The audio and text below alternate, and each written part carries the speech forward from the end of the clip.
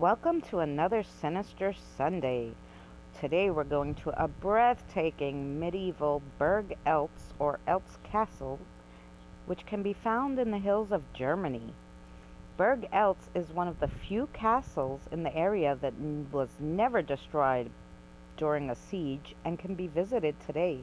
This castle used to be the home of a very brave lady who met her tragic end and still roams the castle today.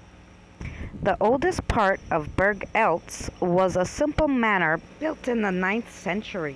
This part still exists today. The rest of the castle was formed around it, dating from around 1157. Both medieval and Renaissance styles are mixed, giving this castle a fairy tale look. It was the home to the Counts of Eltz and still is, 33 generations later. Burg Eltz was involved in one major dispute, the Eltz feud, from 1331 to 1336.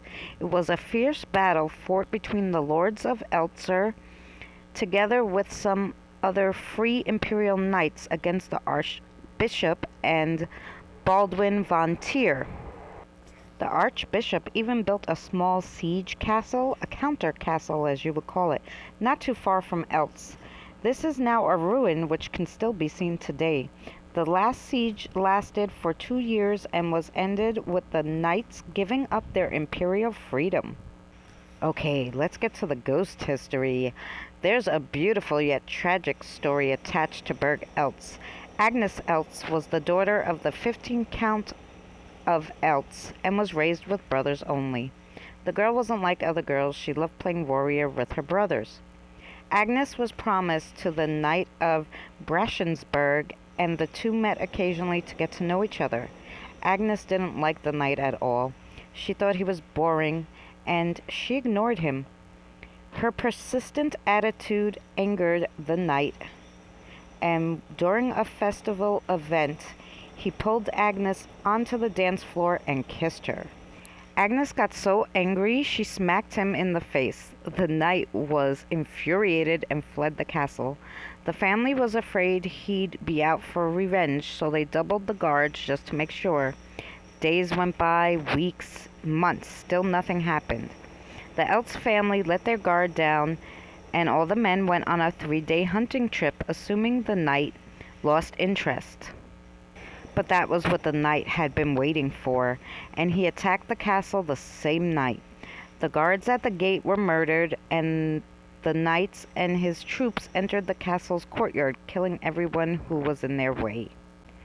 Agnes would not sit by and watch her home being attacked, so she donned her brother's armor and went to fight.